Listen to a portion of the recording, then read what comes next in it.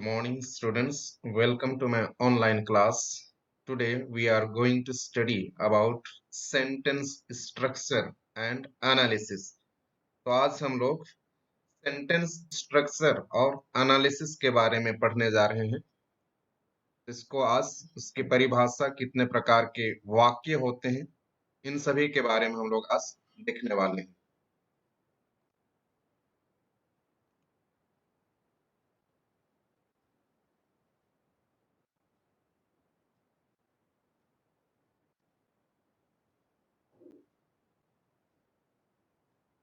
तो sentence structure and analysis.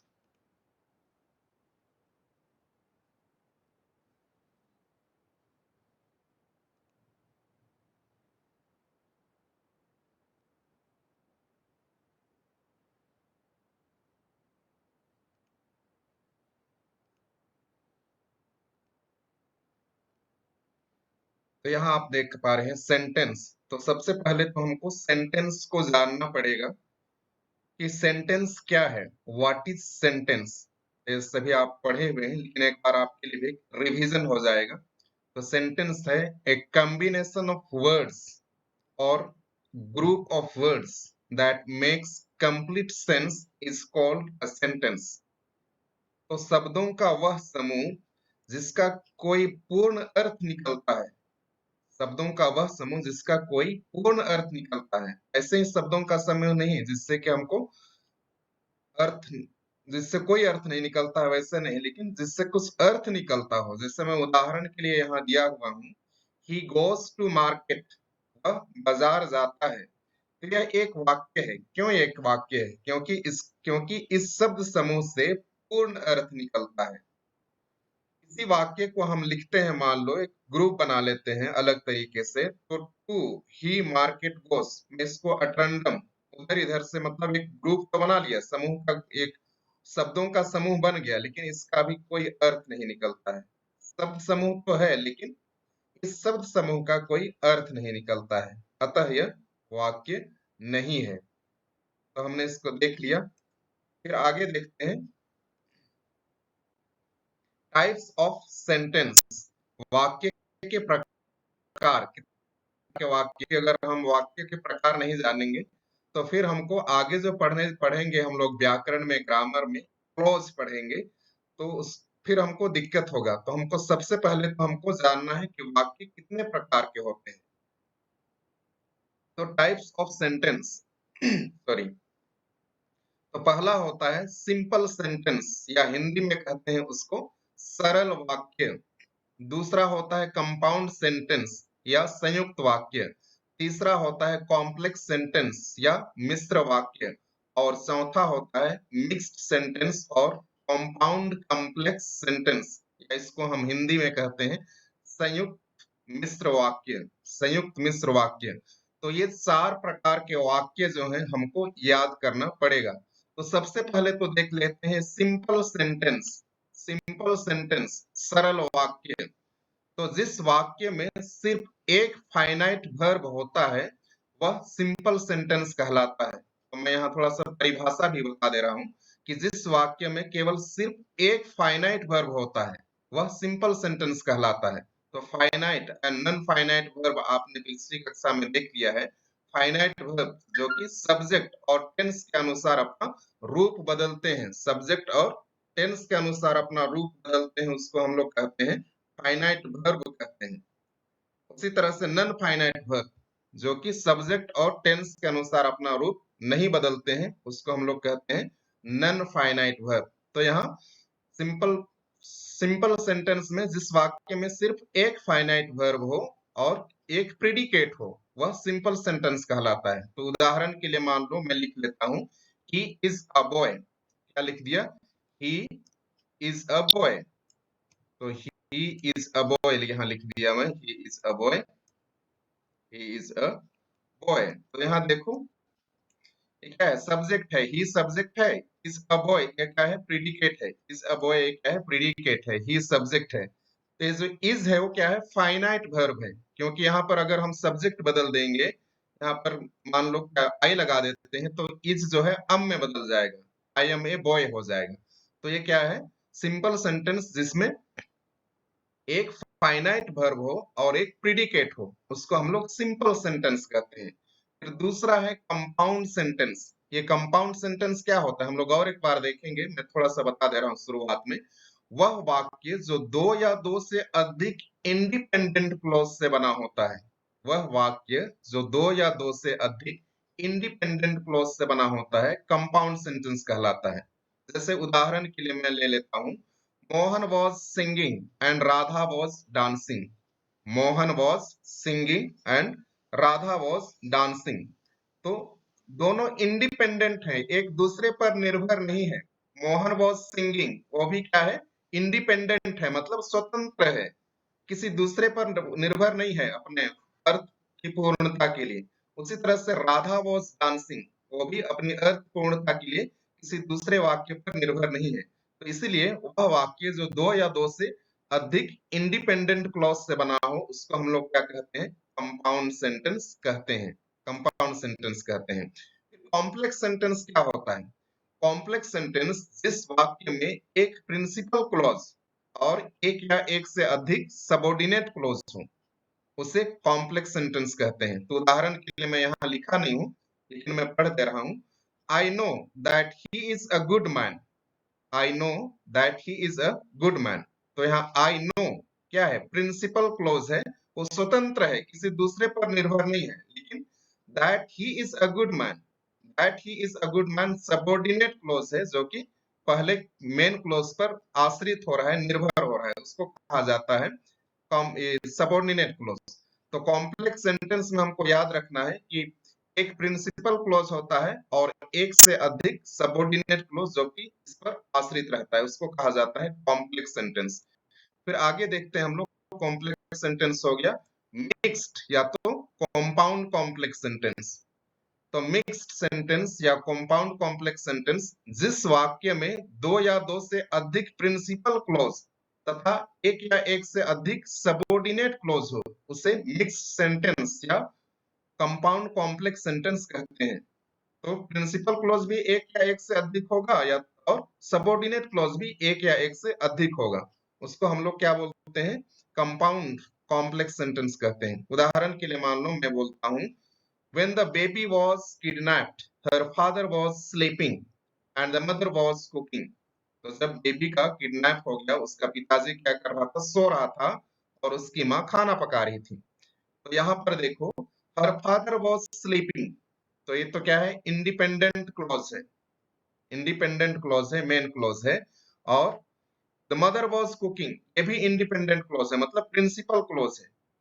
तो यहाँ दो प्रिंसिपल क्लॉज हो गए, एक या एक से अधिक प्रिंसिपल क्लॉज हो गए यहाँ। और उसके बाद में when the baby was kidnapped, ये है सबऑर्डिनेट क्लॉज, जो कि दूसरे पर आश्रित है। जब बच्चे का किडनैप हुआ, ये सबऑर्डिनेट क्लॉज है, तो दूसरे पर आश्रित है। तो यहाँ वाक्य में हम लोग देखें, मिक्स्ड और कंपाउंड कॉम्प्लेक्स सेंटेंस में दो या एक से अधिक प्रिंसिपल क्लॉज और एक या एक से अधिक सबऑर्डिनेट क्लॉज होते हैं, उसको हम लोग कंपाउंड कॉम्प्लेक्स सेंटेंस कहते हैं। तो हमने तीनों का, ये चारों वाक्यों का परिभाषा मैं यहाँ दे दिया हूँ, इसको हम लोग और पढ़ने जा रहे हैं आगे। फिर आगे देखो, basic elements of every sentence. तो प्रत्येक वाक्य का जो बेसिक तत्व होता है, प्रत्येक वाक्य में जो हम लोग इसको अलग अलग भाग में बांटते हैं, उसको इस तरह से देख लेते हैं। सब्जेक्ट देखो, एक सब्जेक्ट और प्रीडिकेट का बना होता है। किसी भी वाक्य में एक सब्जेक्ट होता है और एक प्रीडिकेट होता है, एक सब्जेक्ट और दूसरा प्रीडिकेट होता है। तो पहला सब्जेक्ट देखो, मैं सचिन, ये नाउन है, संज्ञा है। सचिन क्या है, नाउन है। अगर सचिन के बदले में कोई शब्द प्रयोग करता, जैसे ही प्रयोग करता, ही प्लेस क्रिकेट, तो ही क्या हो जाता, प्रोनाउन हो जाता। लेकिन यहाँ पे ये जो सचिन है क्या है, ये नाउन है, सब्जेक्ट है, ये सब्जेक्ट है। और प्रीडिकेट में देखो, प्रीडिकेट में वर्ब भी आता है और ऑब्जेक्ट भी आता है। तो सब्जेक्ट में केवल नाउन या प्रोनाउन आता है, और प्रीडिकेट में वर्ब के साथ ऑब्जेक्ट भी आता है। तो वर्ब जहां पर शुरुआत होता है, उधर के भाग को हम लोग प्रीडिकेट कहते हैं, और सब्जेक्ट केवल नाउन या प्रोनाउन को बोलते हैं। तो सचिन प्लेस क्रिकेट, सचिन जो है वो क्रिकेट खेलता है, सचिन क्रिकेट खेलता है। तो हम लोग सब्जेक्ट क्या है और प्रेडिकेट क्या है हमने देख लिया। तो हम आगे के वाक्य में भी देखते हैं। बेसिक एलिमेंट्स वही है। इसको फोटो के माध्यम से हम सचिन को फोटो यहाँ लगा दिए हैं ताकि आपको और अच्छे से समझ में आएगा। तो यहाँ देख पा रहे हो आप लोग बेसिक एलिमेंट्स। सब्जेक्ट क्या है? सचिन है। प्रेडिकेट क्या है? वो जो काम कर रहा है खेलने का, क्या काम कर रहा है? क्रिकेट खेलने का काम कर रहा है। देखो यहाँ बल्ला उठाया हुआ है, वो मार रहा है, छक्का या चौका लगा रहे हैं। तो देखो यहाँ सचिन, हर हर वाक्य का जो स्ट्रक्चर होता है उसमें एक सब्जेक्ट होता है और प्रेडिकेट होता है। सब्जेक्ट के भाग में देखो केवल सचिन केवल है, लेकिन प्रेडिकेट में देखो जो कर रहा है, क्या क्या कर रहा है? क्रिकेट खेल रहा है। प्लेस, ये वर्ब है। प्लेस क्या है? वर्ब है। और क्रिकेट जो कर रहा है, खेल रहा है। तो वर्ब के बाद में जो इधर वाक्य आता है उसको प्रेडिकेट कहा जाता है। इतना आपको समझ में आ गया होगा। हम आगे फिर देखते हैं सिंपल सेंटेंस। जो मैंने आपको इसका परिभाषा बता दिया था, अगर आपको याद होगा, इसका परिभाषा में अभी अभी बताया और उदाहरण देके भी बताया था। तो यहाँ और अच्छे से आप इसको समझ सकते हैं। तो मैंने कहा था कि सिंपल सेंटेंस जो है जिसमें सिर्फ एक फाइनाइट वर्ब हो और प्रेडिकेट हो, एक फाइनाइट वर्ब हो और प्रेडिकेट हो, वो सिंपल सेंटेंस कहलाता है। In English, I have written the definition in English also. A simple sentence has one subject. तो देखो सिंपल सेंटेंस के पास कितना सब्जेक्ट होता है? ये सब्जेक्ट जो होता है, यहाँ सब्जेक्ट लिखा हूं, इसमें सब्जेक्ट क्या है? वी है। सब्जेक्ट इसमें वी है। तो केवल एक सब्जेक्ट होता है, वो भी एंड वन प्रेडिकेट, और एक प्रेडिकेट होता है। एक सब्जेक्ट और एक प्रेडिकेट होता है किसमें? सिंपल सेंटेंस में। और वर्ब कैसा होता है? फाइनाइट वर्ब होता है। ऑब्जर्व, तो इसको ध्यान से देखो। How the simple structure is constructed now, कि सिंपल स्ट्रक्चर को कैसे बनाया जाता है। तो देखो यहाँ पर ये वाक्य लिख दिया, we went to Ambikapur yesterday. हम लोग कल कहाँ गए थे? अंबिकापुर गए थे। तो यहाँ देखो वी क्या है? सब्जेक्ट है। लेकिन ये वी क्या है? प्रोनाउन है, संज्ञा के बदले में आया गया है। जैसे कि सचिन था, तो सचिन, यहाँ पर सचिन अगर लिखते तो सचिन के बदले में क्या लिखते? हम लोग ही लिखते। He went to Ambikapur yesterday लिखते, लेकिन सचिन के बदले में हम लोग ही लिखते। और यहाँ पर कोई व्यक्ति का नाम न लिख करके हम लोग लिखे हैं क्या? उसके बदले में जो प्रोनाउन, सर्वनाम लिखे हैं, इसको बोला गया है, प्रोनाउन का प्रयोग किए हैं, वी। ये क्या है? सब्जेक्ट है। फिर वेंट, वेंट क्या है? वर्ब है। वेंट जो है वर्ब है। To Ambikapur yesterday, to Ambikapur yesterday क्या है? प्रीपोजिशनल फ्रेज है, क्योंकि टू क्या है? प्रीपोजिशन। अगर आप यहाँ से पढ़ेंगे तो अंबिकापुर यस्टरडे मतलब कुछ अर्थ नहीं निकल रहा है, पूरा अर्थ नहीं निकल रहा है। तो क्या है? Prepositional phrase. फ्रेज जो कि वाक्य का एक समूह होता है जिस पर पूरा अर्थ नहीं निकलता है, तो इसके साथ प्रीपोजिशन भी जुड़ा हुआ है। टू, टू क्या है? प्रीपोजिशन है। और ये बाकी क्या है? फ्रेज है। इसलिए इसको क्या बोले हैं? Prepositional phrase. प्रीपोजिशनल फ्रेज जुड़ा हुआ है। फिर यहाँ वेंट से लेकर के वेंट टू अंबिकापुर यस्टरडे, ये क्या है? प्रेडिकेट है। हिंदी में उसको प्रेडिकेट को क्या बोलते हैं? विधेय बोलते हैं, विधेय। तो वेंट टू अंबिकापुर यस्टरडे, तो आप अच्छे से समझ में आ गया होगा इस स्ट्रक्चर को देख करके, क्योंकि स्ट्रक्चर देखने से आपको अच्छे से समझ में आ जाएगा। तो हम फिर आगे बढ़ते हैं अगला स्लाइड में। सिंपल सेंटेंस, उसी को मैंने फिर से पढ़ाने का प्रयास किया है, सिंपल सेंटेंस के बारे में, ताकि आपको और अच्छे से समझ में आ जाए। तो सिंपल सेंटेंस, जैसे कि मैंने कहा, इसमें एक फाइनाइट वर्ब होता है, सब्जेक्ट हो, एक सब्जेक्ट और एक प्रेडिकेट होता है, और जो वर्ब होता है वो फाइनाइट वर्ब होता है। तो सब्जेक्ट जिसको कि कर्ता या तो उद्देश्य भी कहते हैं, प्रेडिकेट जिसको विधेय कहते हैं। तो यहाँ आप देख पा रहे हैं सचिन प्लेस क्रिकेट। सचिन क्या करता है? क्रिकेट खेलता है। तो सचिन क्या है? एक सब्जेक्ट है ना, केवल एक सब्जेक्ट है। तो सिंपल सेंटेंस इसमें कि केवल क्या हो? एक सब्जेक्ट हो। फिर प्लेस क्रिकेट, वन प्रेडिकेट, केवल एक प्रेडिकेट है और नहीं है, केवल एक ही प्रेडिकेट है। तो सिंपल सेंटेंस जिसमें केवल एक सब्जेक्ट हो और एक प्रेडिकेट हो और फाइनाइट वर्ब हो, उसको कहा जाता है सिंपल सेंटेंस। फिर आगे हम देखते हैं आगे के वाक्य में सिंपल सेंटेंस। यहाँ आप देख पा रहे हैं Sachin and Dhoni play cricket. तो यहाँ कंपाउंड सब्जेक्ट हो गया, सचिन एंड धोनी, मतलब एक से अधिक सब्जेक्ट हो गया। दो व्यक्ति हैं यहाँ, सचिन और कौन है, धोनी है, दोनों गले मिल रहे हैं। तो सचिन और धोनी दोनों गले मिल रहे हैं, और ये हो गया एक से अधिक सब्जेक्ट हो गया, सचिन एंड धोनी दो सब्जेक्ट हो गया। तो ये क्या है, सब्जेक्ट। और प्रेडिकेट देखो, कंपाउंड सब्जेक्ट दो सब्जेक्ट हो गए, और प्रेडिकेट में केवल वन प्रेडिकेट है, प्ले क्रिकेट। यहाँ प्लेस नहीं, लेकिन प्ले क्रिकेट हो गया, play cricket. Sachin and Dhoni play cricket, one predicate है यहाँ पर, क्योंकि केवल सचिन ही क्या कर रहा है, क्रिकेट खेल रहा है। यहाँ पर दोनों है, सचिन और धोनी शुरू में है दोनों। तो अभी तक हम लोग सिंपल सेंटेंस के बारे में ही देख रहे हैं, सिंपल सेंटेंस। तो वाक्य अभी देखो किस तरह से है, हमने वाक्य बनाया था, Sachin and Dhoni play cricket and help poor people.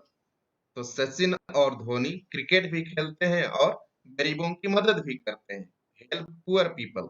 तो देखो सचिन एंड धोनी दो सब्जेक्ट हो गया, इसलिए कंपाउंड, मतलब एक से अधिक उसके लिए प्रयोग किया जाता है शब्द कंपाउंड, कंपाउंड सब्जेक्ट है, एक से अधिक सब्जेक्ट है। फिर यहाँ प्रेडिकेट भी दो हो गया, प्ले क्रिकेट एंड है, प्ले क्रिकेट, वो क्रिकेट खेलते हैं, वे क्रिकेट खेलते हैं, and play poor people and help poor people, और उन लोग मदद करते हैं, मदद करते हैं क्या को, लोगों को मदद करते हैं। यहाँ आप देख पा रहे हो सचिन क्रिकेट खेल रहा है, और यहाँ अगला फोटो में आप देख पा रहे हो गरीबों की मदद भी कर रहा है, वो कुछ बांट रहा है, गरीबों की मदद कर रहा है।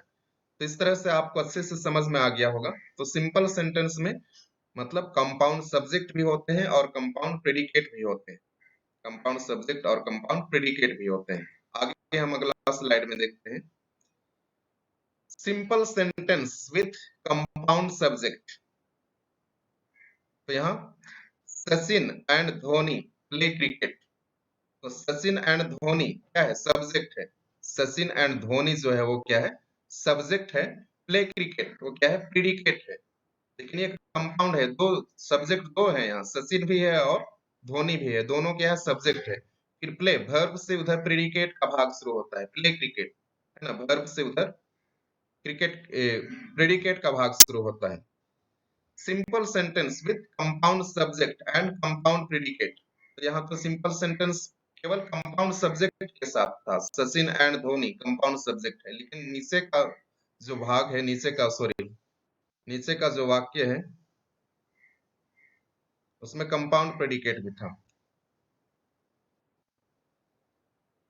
ये वाला simple sentence with compound subject, Sachin and Dhoni play cricket. फिर इसको हम लोग देख पा रहे थे, सचिन एंड धोनी दो सब्जेक्ट है, play cricket and help poor people. तो प्रेडिकेट भी दो हो गया, cricket and help poor people, उन लोग क्रिकेट भी खेलते हैं और गरीबों की मदद भी करते हैं। तो सचिन और धोनी जो है क्रिकेट भी खेलते हैं और गरीबों की मदद भी करते हैं। यहाँ simple sentence with compound subject and compound predicate था। तो आगे हम देखते हैं कंपाउंड सेंटेंस, जैसे कि परिभाषा मैं बता चुका हूं इसका, कंपाउंड सेंटेंस की परिभाषा, वह वाक्य जो दो या दो से अधिक इंडिपेंडेंट क्लॉज से बना हो, स्वतंत्र वाक्य से बना हो, जो दूसरों पर आधारित न हो, उसको कंपाउंड सेंटेंस कहते हैं। ए compound sentence has more than one part that can stand alone, मतलब इसका एक से अधिक क्लॉज होता है, भाग होता है, जो कि अकेले खड़ा हो सकता है। इंडिपेंडेंट क्लॉज देखो, तो जिसमें एक या एक से अधिक स्वतंत्र उपवाक्य हो, उसको कहा जाता है compound sentence. Independent clauses are connected by coordinating conjunction. तो जो ये वाक्य होता है वो किस तरह के वाक्य से जुड़ा होता है, किस प्रकार के वाक्य से जुड़ा होता है उसको देखो। Independent clauses are connected by coordinating conjunction, conjunctive adverbs और सेमीकोलन। तो ये जो स्वतंत्र उपवाक्य होते हैं कोऑर्डिनेटिंग कंजंक्शन से, कंजंक्शन मतलब जिससे हम लोग वाक्य को जोड़ते हैं, या तो कंजक्टिव एडवर्ब्स इससे जुड़े होते हैं, या तो सेमीकोलन, सेमीकोलन से जुड़े होते हैं, जो आगे हम लोग देखने जा रहे हैं। कंपाउंड सेंटेंस, तो यहाँ वाक्य देखो, एक उदाहरण के रूप में मैं बनाया हूं यहाँ, we went to Raipur club and most of us danced all night. We went to Raipur. We went to Raipur club. मतलब ये क्या है? स्वतंत्र वाक्य है। We went to Raipur club स्वतंत्र वाक्य है। वो किसी दूसरे वाक्य पर आधारित नहीं है, अपनी अर्थ की पूर्णता के लिए। And most of us danced all night. Most of us danced all night. ये भी क्या है? स्वतंत्र है। मतलब दोनों को क्या से जोड़ा हुआ है? कंजंक्शन क्या है यहाँ? एंड है। एंड से दोनों वाक्य को जोड़ा हुआ है। तो कंपाउंड सेंटेंस जिसमें एक या एक से अधिक इंडिपेंडेंट क्लोज होता है उसको कंपाउंड सेंटेंस कहते हैं। तो आगे हम देखते हैं कंपाउंड सेंटेंस। तो यहाँ स्ट्रक्चर के रूप में आपको फिर से मैं समझाने का प्रयास किया हूँ। कंपाउंड सेंटेंस सब्जेक्ट देखो, we went to Raipur club and most of us danced all night. तो यही वाक्य था। सब्जेक्ट वी क्या है? सब्जेक्ट है। Went to Raipur club, went to Raipur club, यहाँ तक इसको क्या बोलते हैं? प्रीडिकेट बोलते हैं। वेंट क्या है? वर्ब है। और टू रायपुर क्लब क्या है? प्रीपोजिशनल फ्रेज है। और इसको बोला जाता है, देखो, कोऑर्डिनेटिंग कंजंक्शन क्या है? एंड है। कोऑर्डिनेटिंग कंजंक्शन क्या है? एंड है। मोस्ट ऑफ अस क्या है? सब्जेक्ट है। Most of us, most of us subject है। डांस्ड वर्ब है। ऑल नाइट मॉडिफाइंग फ्रेज, जो ऑल नाइट है वो क्या है? मॉडिफाई कर रहा है क्या को? फ्रेज को मॉडिफाई कर रहा है। तो देखो यहाँ पर एक से अधिक इंडिपेंडेंट क्लोज है। We went to Raipur club, ये भी क्या है? एक वाक्य है। ये स्वतंत्र है, दूसरे पर आश्रित नहीं है। फिर most of us danced all night, ये भी क्या है? स्वतंत्र है। तो एक या एक से अधिक इंडिपेंडेंट क्लॉज होते हैं उसको कंपाउंड सेंटेंस कहते हैं। और इसको जोड़ने का काम कौन कर रहा है? Coordinating conjunction and. Coordinating conjunction and से इसको जोड़ा गया है। आगे देखते हैं compound sentence use of coordinating conjunction. तो कंपाउंड सेंटेंस में कैसे हम लोग कोऑर्डिनेटिंग कंजंक्शन का प्रयोग करते हैं? यहाँ एंड जो है क्या है? कोऑर्डिनेटिंग कंजंक्शन है। तो सबसे पहले तो सब्जेक्ट होता है, फिर प्रेडिकेट होता है। ये पहला वाक्य हो गया। ये भी स्वतंत्र वाक्य है ना, जिसमें एक सब्जेक्ट होता है और एक प्रेडिकेट होता है। स्वतंत्र वाक्य है। उसको हम लोग क्या से जोड़ रहे हैं? एंड से जोड़ रहे हैं। फिर दूसरा वाक्य आता है सब्जेक्ट और प्रेडिकेट, तो इसको वाक्य एंड से जोड़ा जाता है। अगला वाक्य अगला स्लाइड में हम लोग देखेंगे कैसे जोड़ा जाता है। तो देखो यहाँ कंपाउंड सेंटेंस कैसे जोड़े हैं। राम स्विम्स, राम जो है वो क्या करता है? तैरता है। Ram swims. And Sita place tennis, और सीता टेनिस खेलती है। राम स्विम्स। तो ये पूरा वाक्य है, स्वतंत्र है, किसी दूसरे पर आश्रित नहीं है। राम जो है वो क्या करता है? तैरता है। स्वतंत्र वाक्य है। तो सीता के बिना भी वो अकेला रह सकता है। सीता प्लेस टेनिस, इसके बगैर भी वो राम प्लेस, उसका पूरा अर्थ निकलता है। राम स्विम्स मतलब राम क्या करता है? राम तैरता है, पूरा अर्थ निकल रहा है। अपनी अर्थ की पूर्णता के लिए वो किसी दूसरे वाक्य पर वो निर्भर नहीं है। फिर एंड से जोड़ दिए, इसको कहा जाता है कोऑर्डिनेटिंग क्लॉज। या एंड को कोऑर्डिनेटिंग क्लॉज कहा जाता है। Sita place tennis, Sita tennis खेलती है, वो भी क्या है? स्वतंत्र वाक्य है, पूर्ण वाक्य है। उससे भी पूरा अर्थ निकलता है। सीता जो है वो टेनिस खेलती है। फिर आगे देखते हैं कंपाउंड सेंटेंस कोऑर्डिनेटिंग कंजंक्शन। तो कंपाउंड सेंटेंस में जो क्या क्या कंजंक्शन है जिससे कि एक वाक्य को दूसरे वाक्य से कौन कौन से जो संयोजक शब्द है उससे जोड़ते हैं। तो कंजंक्शन ये सभी है, जैसे कंपाउंड्स, ये सभी, इनसे भी आपको पता चल सकता है कि क्या है वाक्य कंपाउंड सेंटेंस है, किस प्रकार का सेंटेंस है। आप इस कंजंक्शन को भी देख करके पता लगा सकते हैं कि सिंपल सेंटेंस है कि कंपाउंड सेंटेंस है कि कॉम्प्लेक्स सेंटेंस है कि कंपाउंड कॉम्प्लेक्स सेंटेंस है। आप इसको आसानी से पता लगा सकते हैं। जैसे फॉर हो गया, तो एक दो कंपाउंड दो सेंटेंस जो कि पूर्णतः स्वतंत्र होते हैं, उसके बीच में ये कंजंक्शन लगाया जाता है, ये संयोजक लगाया जाता है। फॉर, एंड, नोर, बट, और, येट, सो। तो ये सभी कंपाउंड सेंटेंस के कंजंक्शन के कोऑर्डिनेटिंग कंजंक्शन के उदाहरण हैं। आगे हम देखते हैं कंपाउंड सेंटेंस कोऑर्डिनेटिंग कंजंक्शन, जैसे कि राम स्विम्स, राम तैरता है, उसके बाद में हम लोग क्या लिख दिए, कोमा लगाए हैं यहाँ पर, राम स्विम्स कोमा लगा दिए। फिर ये एंड क्या है, कोऑर्डिनेटिंग कंजंक्शन है। रिया प्लेस टेनिस, और रिया क्या करती है, टेनिस खेलती है। तो यहाँ पर उसको वर्णन किया हूं मैं, comma before and in compound sentence.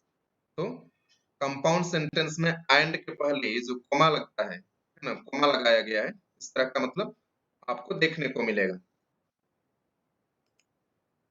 फिर कंपाउंड सेंटेंस कंजक्टिव एडवर्ब्स, अभी तो कोऑर्डिनेटिंग कंजंक्शन पढ़ रहे थे, अभी कंजक्टिव एडवर्ब्स, कंजंक्टिव एडवर्ब्स ये सभी क्या है, कंजंक्टिव एडवर्ब्स है। जैसे more over, how ever, otherwise, therefore, ये सभी क्या है, कंजंक्टिव एडवर्ब्स है। इससे भी एक वाक्य को दूसरे वाक्य से जोड़ा जाता है। कंजंक्टिव एडवर्ब, ये सभी एडवर्ब है जो कि एक वाक्य को दूसरे वाक्य से जोड़ा जाता है। फिर आगे देखो कंपाउंड सेंटेंस कंजंक्टिव एडवर्ब्स कैसे जोड़ रहे हैं, वहां पर जो एडवर्ब दिया हुआ था, यहाँ मोहन इज हैंडसम, मोहन बहुत सुंदर है। फिर सेमीकोलन, इसको बोला जाता है क्या, सेमीकोलन, है ना, यहाँ जो चिन्ह दिया हुआ है मोर ओवर के पहले, इसको सेमीकोलन बोला जाता है। फिर मोर ओवर क्या है, कंजंक्टिव एडवर्ब है, ये कंजंक्टिव एडवर्ब, उसके बाद में कोमा दिया हुआ है। ही इज रिच, तो Mohan is handsome, moreover he is rich. तो देखो ये क्लोज फर्स्ट है, पहला भाग है इंडिपेंडेंट, पहला भाग क्या है, इंडिपेंडेंट वाक्य है। मोहन इज हैंडसम वाक्य जो क्या है, वो स्वतंत्र वाक्य है, इसका पूरा अर्थ निकल रहा है, अपने अर्थ की पूर्णता के लिए वो किसी दूसरे वाक्य पर निर्भर नहीं है। लेकिन moreover he is rich, clause two, independent, he is rich, वह धनवान है। वह व्यक्ति क्या है, मोहन धनी व्यक्ति भी है, ही इज रिच, इससे भी क्या निकल रहा है, पूरा अर्थ निकल रहा है। तो ये कंजंक्टिव एडवर्ब का काम कर रहा है, दोनों क्या है, इंडिपेंडेंट क्लोज है, पहला वाक्य भी इंडिपेंडेंट है, दूसरा वाक्य भी इंडिपेंडेंट है, उनसे पूरा अर्थ निकल रहा है, लेकिन दोनों को क्या से जोड़ा गया है, more over and conjunctive adverb से जोड़ा गया है। आगे देखते हैं कंपाउंड सेंटेंस कंजंक्टिव एडवर्ब्स। तो जैसे Kamal is handsome, moreover he is rich, या तो Mohan is handsome, moreover he is rich. Note, तो यहाँ समझने के लिए मैंने यहाँ बनाया है इसे, सेमी कॉलन, ये क्या है, semi colon before conjunctive adverb, तो ये कंजंक्टिव एडवर्ब के पहले क्या लगाए हैं, सेमी कॉलन लगाए हैं। कंजंक्टिव एडवर्ब के बाद कॉमा लगाए हैं, adverb and comma after conjunctive adverb. तो ये सबको आपको ध्यान में रखना है, कंजंक्टिव एडवर्ब के पहले सेमीकोलन लगाए हैं और कंजंक्टिव एडवर्ब के बाद में कॉमा लगाए हैं। तो इस ऐसा चिन्ह प्रयोग किया जाता है कंजंक्टिव एडवर्ब का जब हम लोग प्रयोग करते हैं। तो आगे कंजंक्टिव एडवर्ब्स फ्लोट, तो conjunctive adverbs are sometimes called floating, तो कभी कभी इसको मतलब इधर उधर वो मतलब तैरते रहता है, फ्लोट का अर्थ होता है तैरना, मतलब यहाँ से वहां वो, इसको हम यहाँ जहां तहां प्रयोग करते हैं, इसलिए इस शब्द को कभी कभी फ्लोट बोलते हैं, फ्लोटिंग एडवर्ब्स बोलते हैं। Because they can be position, क्योंकि इसको रखा जाता है एट द बिगिनिंग, शुरुआत में, इन द मिडल, बीच में, और at the end of a close, या तो वाक्य के आखिरी भाग में भी इसको रखा जाता है, और इसीलिए इसको फ्लोटिंग मतलब तैरता हुआ बताया गया है, किसको, कंजंक्टिव एडवर्ब्स को। Next slide, conjunctive adverb at the beginning, in the middle, at the end. तो कंजंक्टिव एडवर्ब को तीन सब जगह रखा जा सकता है, शुरुआत में भी, बीच में भी और आखिरी में भी। तो इसको उदाहरण के रूप में हम लोग इससे सभी पढ़ेंगे। मोहन इज हैंडसम, तो देखो मोहन बहुत सुंदर है। फिर सेमीकोलन है, इस सबको आपको ध्यान में देना है, सेमीकोलन, मोreover ही इज रिच, तो देखो ये क्या है, कंपाउंड सेंटेंस है, क्योंकि दोनों वाक्य, पहला वाक्य भी स्वतंत्र है और ही इज रिच ये भी स्वतंत्र वाक्य है। फिर Mohan is handsome, he is moreover rich, तो देखो मोर ओवर को अभी बदल दिए हैं, इसका पोजीशन बीच में आ गया है, Mohan is handsome, he is moreover rich. फिर Mohan is handsome, he is rich moreover. फिर वाक्य के अंत में भी इसको हम लोग मोर ओवर को आखिरी में देख लिए, आखिरी में हम लोग लिख लिए Mohan is handsome, he is rich more over. तो देखो ये कंजंक्टिव एडवर्ब है जो कि शुरुआत में भी प्रयोग, यहाँ वाक्य के शुरू में प्रयोग किया गया है। ही इज रिच के पहले प्रयोग किया गया है, यहाँ वाक्य के मिडल में प्रयोग किया गया है, और यहाँ वाक्य के तीसरा में, वाक्य के अंत में प्रयोग किया गया है। अगला स्लाइड हम लिखते हैं सेमीकोलंस। If the relation between the ideas expressed in the main clause is very close and obvious without a conjunction, you can separate the clause with a semicolon. तो इसमें यही बोला गया है कि if the relation, अगर संबंध between the ideas expressed, जो विचार व्यक्त किया गया है, उसमें का संबंध मुख्य जो मेन क्लोज होता है उससे बहुत नजदीक है, जो मेन क्लोज होता है उससे बहुत नजदीक है, और ये मतलब ऑब्वियस, हमको लगता है कि वहां पर कंजंक्शन लगाने का या संयोजक चिन्ह लगाने की जरूरत नहीं है, तो हम लोग उस परिस्थिति में सेमीकोलन से केवल वाक्य को क्या कर देते हैं, अलग कर देते हैं, सेपरेट मतलब अलग कर देते हैं द क्लोज वाक्य को विद सेमीकोलन, सेमीकोलन से हम वाक्य को अलग कर देते हैं ऐसी परिस्थिति में। फिर आगे देखते हैं कंपाउंड सेंटेंस सेमीकोलन, जैसे कि यहाँ पर उसको उदाहरण मैंने बताया, जैसे कि पिछला स्लाइड में मैंने उसका क्या बताया था, परिभाषा। Ashok has benefited from his exercise programme. तो देखो Ashok has benefited from his exercise programme, ये मेन क्लोज है। He is slim and energetic, लेकिन ये उसी से जुड़ा हुआ है आइडिया, मतलब ये जो विचार है कि वो क्या हो गया है, पतला हो गया है और बहुत ही ऊर्जावान हो गया है, एनर्जेटिक। तो ये पहला वाक्य से ही जुड़ा हुआ है, और हमको बिना कंजंक्शन जोड़े भी समझ में आ रहा है, बिना कंजंक्शन जोड़े ही, तो इसको हम लोग क्या लगा दिए हैं, केवल सेमी कोलन लगा करके उसको हम अलग कर दिए हैं। अगला स्लाइड कॉम्प्लेक्स सेंटेंस। तो सिंपल सेंटेंस हमने देख लिया, कंपाउंड सेंटेंस देख लिया, अब देखते हैं कॉम्प्लेक्स सेंटेंस क्या होता है। तो कॉम्प्लेक्स सेंटेंस परिभाषा मैं एक बार बता चुका हूं, फिर भी और एक बार सुन लेते हैं। जिस वाक्य में एक प्रिंसिपल क्लॉज और एक या एक से अधिक सबऑर्डिनेट क्लॉज हो उसे कॉम्प्लेक्स सेंटेंस कहते हैं। तो a complex sentence has at least two parts, one that can stand alone and another one that cannot।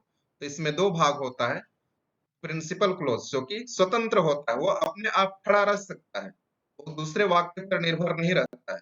तो और एक या एक से अधिक सबऑर्डिनेट क्लोज जो कि अपने आप खड़ा नहीं रह सकते हैं, जो कि दूसरे पर आश्रित रहते हैं, मेन क्लोज पर आश्रित रहते हैं। The part that can not stand, तो पार्ट जो कि दैट कैन नॉट स्टैंड, वो अकेला खड़ा नहीं रह सकता है, is linked to the rest of the sentence by a subordinating conjunction. लेकिन उसको क्या से जोड़ा जाता है, सबऑर्डिनेटिंग कंजंक्शन से जोड़ा जाता है, वो अकेला खड़ा नहीं रह सकता है। तो कॉम्प्लेक्स सेंटेंस में आपको याद आ गया, कम से कम एक क्या हो, प्रिंसिपल क्लोज हो, जो स्वतंत्र हो, अपने आप वो खड़ा रह सकता हो, और जो दूसरा वाक्य होगा वो एक या एक से अधिक उपवाक्य होगा जो कि इस पर आश्रित होगा, निर्भर होगा, उसको कहा जाता है कॉम्प्लेक्स सेंटेंस। उदाहरण देखते हैं आगे। Complex sentence, since my friend and I wanted to have fun we went to Raipur club yesterday. तो देखो since my friend and I, मैं और मेरा दोस्त, हम लोग कुछ मजा लेना चाह रहे थे, we wanted to have fun, कुछ मजा लेना चाह रहे थे, we went to Raipur club yesterday, और इसीलिए हम लोग कल कहां चले गए, रायपुर चले गए। तो इसको हम लोग समझ लेते हैं अगला स्लाइड में। तो देखो यहाँ complex sentence, since we wanted to have fun, subordinate conjunction क्या है, सिंस क्या है, सबऑर्डिनेट कंजंक्शन है, इसी से जोड़ा हुआ है वाक्य।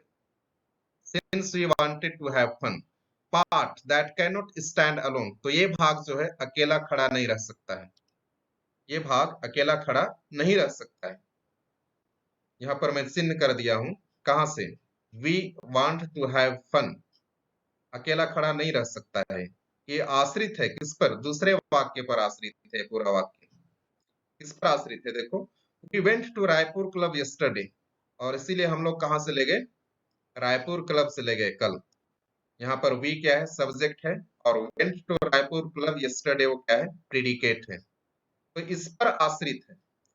तो ये जो है मेन क्लोज है, we went to Raipur, Raipur club yesterday, वो स्वतंत्र है, किसी दूसरे पर निर्भर नहीं है अपने अर्थ की पूर्णता के लिए। वो स्वतंत्र क्लोज है, स्वतंत्र वाक्य है। लेकिन since we wanted to have, ये इस पर जुड़ा हुआ है, इस पर आश्रित है, और इसलिए इसको क्या से जोड़ा गया है, सिंस से। सिंस क्या है, सबऑर्डिनेट कंजंक्शन है। आगे हम देखते हैं कॉम्प्लेक्स सेंटेंस। कॉम्प्लेक्स सेंटेंस का उदाहरण, सब्जेक्ट, फिर प्रेडिकेट होता है, फिर इसको, ये पहला वाक्य होगा जिसमें एक सब्जेक्ट होता है, एक प्रेडिकेट, फिर उसको क्या से जोड़ा जाता है, इवन दो। इवन दो ये क्या है, सबऑर्डिनेट क्लोज है। इवन दो सबऑर्डिनेट क्लोज है, फिर सब्जेक्ट और प्रेडिकेट, फिर वाक्य इसी प्रारूप में हम लोग देखेंगे। तो देखो यहाँ पर, मोहन इज पॉपुलर, मोहन बहुत क्या है, प्रसिद्ध है।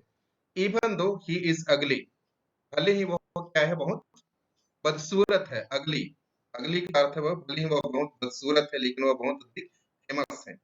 तो यहाँ पर क्या क्या से जोड़ा गया है, Mohan is popular, Mohan is popular, even though he is अगली, तो इसको जोड़ा गया है इवन दो से। तो एक क्या है, स्वतंत्र वाक्य है, इंडिपेंडेंट क्लॉज है, और दूसरा जो है वो सबऑर्डिनेट क्लॉज। तो इवन दो ही इज अगली, तो इसको एक साथ अगर हम लोग जोड़ते हैं तो ये क्या है, अपने आप पर वो खड़ा नहीं हो सकता है। ये पहले वाक्य पर, मोहन इज पॉपुलर, उस पर वो क्या होता है, आश्रित होता है अपनी अर्थ की पूर्णता के लिए।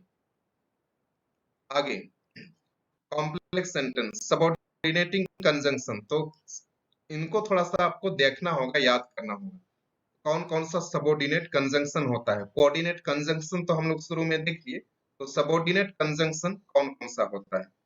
The most common subordinating conjunctions are, जैसे कि आफ्टर हो गया, although, as, because, before, how, if, once, since, then, that, though, till, until, when, where, whether and while, ये सभी क्या है, सबऑर्डिनेटिंग कंजंक्शन है।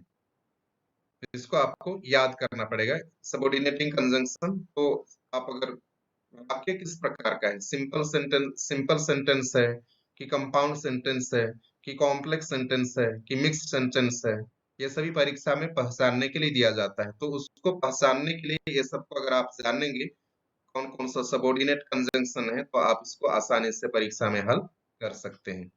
आगे हम देखते हैं इसका सबऑर्डिनेटिंग कंजंक्शन, जैसे Mohan is popular even though he is अगली। तो Mohan is popular even though he is अगली। तो क्लॉज फर्स्ट, पहला वाक्य देखो, मोहन इज पॉपुलर क्या है, इंडिपेंडेंट है। पहला वाक्य क्या है, इंडिपेंडेंट है, लेकिन इवन दो ही इज अगली, इवन दो यहाँ से ही इज अगली, वो तो सही है, लेकिन इसको हमको यहाँ से जोड़ना पड़ेगा। इवन दो ही इज अगली क्या है, डिपेंडेंट है, सबऑर्डिनेट है, वो पहले वाक्य पर आश्रित है अपनी अर्थ की पूर्णता के लिए। हालांकि वो बदसूरत है, लेकिन वो इसके बावजूद भी वो क्या है, मोहन प्रसिद्ध है, फेमस है। ऐसे अगला कॉम्प्लेक्स सेंटेंस, सबऑर्डिनेटिंग कंजंक्शंस। इसको फिर से हम लोग शुरुआत में लिख दिए हैं, देखो, इवन दो मोहन इज अगली ही इज पॉपुलर। तो इवन दो मोहन इज अगली क्या है, सबऑर्डिनेटिंग क्लॉज है, सबऑर्डिनेटिंग क्लॉज है, इवन दो मोहन इज अगली, हालांकि मोहन क्या है, बदसूरत है, ही इज पॉपुलर, वह फेमस है। तो वह फेमस है क्या है, वो अपने आप में पूर्ण वाक्य है, स्वतंत्र है, इंडिपेंडेंट क्लॉज है, क्योंकि अपनी अर्थ की पूर्णता के लिए दूसरे पर निर्भर नहीं है, इंडिपेंडेंट वाक्य है। फिर आगे देखते हैं हम लोग compound complex sentence. Compound complex sentence, इसका मैंने अर्थ बताया था, परिभाषा बताया था, जिस वाक्य में दो या दो से अधिक प्रिंसिपल क्लॉजेस तथा एक या एक से अधिक सबऑर्डिनेट क्लॉज हो, उसे मिक्स सेंटेंस या तो कंपाउंड कॉम्प्लेक्स सेंटेंस कहते हैं। तो उदाहरण हम लोग देख लेते हैं आगे। Compound complex sentence, this type of sentence has more than one part, मतलब एक या एक से अधिक कोऑर्डिनेटिंग क्लॉज या तो मेन क्लॉज होते हैं, जैसे कि मैंने अभी बताया, कि इसमें एक या एक से अधिक क्या होता है, प्रिंसिपल क्लोज होते हैं। दो या दो से अधिक, दो या दो से अधिक होते हैं principal clause. That can stand alone, वो अपने आप में खड़ा रह सकता है। And at least one that can not, लेकिन और ऐसा वाक्य भी जो अपने आप में खड़ा नहीं रह सकता है, मतलब सबऑर्डिनेट क्लोज होता है। एक प्रिंसिपल क्लोज होता है और दूसरा सबऑर्डिनेट क्लोज होता है। दो या दो से अधिक प्रिंसिपल क्लोज और कम से कम एक सबऑर्डिनेट क्लोज होना चाहिए। Conjunctions link the different parts of the sentences, और संयोजक से हम लोग इसको जोड़ते हैं, एक वाक्य को दूसरे वाक्य से जोड़ते हैं। तो आगे हम जब उदाहरण को देखेंगे तो हमको और अधिक स्पष्ट हो जाएगा। तो यहाँ compound complex sentence, since we wanted to have fun, my friend and I went to Raipur club yesterday and we danced all night. तो ये वाक्य है, since we wanted to have fun, क्योंकि हम लोगों को कुछ आनंद लेना था। मैं और मेरे दोस्त कहाँ से चले गए, रायपुर क्लब से ले गए यस्टरडे, कल। And we danced all night, और हम लोग पूरा रात को हम लोग नाचे। तो इस वाक्य का हम लोग ऑब्जर्व करते हैं, एक एक चीज को हम लोग देखते हैं, क्या क्या कौन सा भाग है अगला स्लाइड में। तो देखो compound complex sentence, subordinate conjunction, देखो सिंस क्या है, सबऑर्डिनेट कंजंक्शन है। फिर part that can not stand alone, तो ये वाक्य जो है अकेला खड़ा नहीं रह सकता है। Since we wanted to have fun, तो क्या पूरा अर्थ नहीं निकल रहा है। अगर मैं बोलता हूँ कि हम लोग आनंद लेना चाहते हैं, आनंद लेना चाहते हो, तो क्या आगे कुछ वाक्य पूरा नहीं हुआ ना। तो इसीलिए ये क्या है, सबऑर्डिनेट है, जो कि दूसरे वाक्य पर क्या हो रहा है, आश्रित हो रहा है। फिर माय फ्रेंड एंड आई, तो यहाँ माय फ्रेंड एंड आई क्या है, सब्जेक्ट है। फिर went to Raipur club yesterday, predicate है। वेंट क्या है, वर्ब है। फिर and we danced all night, तो एक से अधिक क्या है, वी डांस्ड ऑल नाइट, ये भी क्या है, पूरा वाक्य है, मेन क्लोज है। एक से अधिक मेन क्लोज है। एक तो यहाँ पर है my friend and I went to Raipur club yesterday, ये स्वतंत्र वाक्य है, इसका पूरा अर्थ निकल रहा है, किसी दूसरे पर वो निर्भर नहीं है अपने अर्थ के लिए। तो ये क्या हो गया, मेन क्लोज हो गया। फिर and we danced all night, ये भी क्या है, मेन क्लोज है। वी डांस्ड ऑल नाइट, हम लोग पूरा रात भर नाचे, ये भी आश्रित नहीं है किसी दूसरे वाक्य पर अपने अर्थ की पूर्णता के लिए। तो दो मेन क्लोज हो गया, लेकिन एक सबऑर्डिनेट क्लोज है जो कि सिंस से जुड़ा हुआ है। कोऑर्डिनेटिंग कंजंक्शन, देखो कोऑर्डिनेटिंग कंजंक्शन जहां दो वाक्य समान होते हैं, स्वतंत्र होते हैं, उसको एंड से जोड़ा गया है, एंड से जोड़ा गया है। तो वाक्य जो है कंपाउंड कॉम्प्लेक्स सेंटेंस, परिभाषा आपको अच्छे से स्ट्रक्चर के माध्यम से समझ में आ गया होगा, जिसमें दो या दो से अधिक क्या होते हैं, मेन क्लोज होते हैं। जैसे कि इस उदाहरण में my friend and I went to Raipur club yesterday, main clause है, एक है। फिर दूसरा वी डांस्ड ऑल नाइट, ये भी है। तो दो या दो से अधिक क्या होता है, दो से अधिक भी हो सकता है, मेन क्लोज होते हैं। और कम से कम एक सबऑर्डिनेट, या तो एक से अधिक भी हो सकता है subordinate clause. Since we wanted to have fun, तो ये हो गया सबऑर्डिनेट क्लोज। तो आपको समझ में आ गया होगा। आगे हम देखते हैं compound complex sentence, Anil is popular because he is good looking. Anil क्यों क्यों फेमस है, क्योंकि वह बहुत सुंदर दिखता है, क्योंकि वो बहुत सुंदर दिखता है। But he is not very happy, लेकिन वह बहुत खुश नहीं है। फिर अगला सेंटेंस में हम देखते हैं, ये खत्म हो गया। इस तरह से आपको समझ में आया होगा ये जो सेंटेंस स्ट्रक्चर।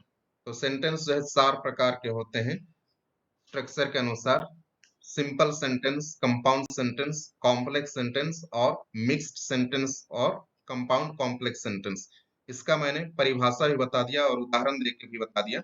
इसके बाद में आएगा क्लोज, इसके लिए इसको जानना बहुत जरूरी है, बगैर इसको जाने हम लोग इसको नहीं बोल सकते हैं, तो इसको जानना आपको बहुत जरूरी है।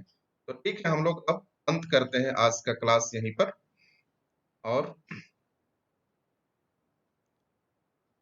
आप सभी को जरूर समझ में आया होगा। अगर आपने मेरा वीडियो अभी तक सब्सक्राइब नहीं किया है तो इसको जरूर सब्सक्राइब कीजिए, आपको और अच्छे से समझ में आएगा। तो आप सभी को बहुत बहुत धन्यवाद। अभी अभी थोड़ा सा समय लेना चाहूंगा आप सभी से।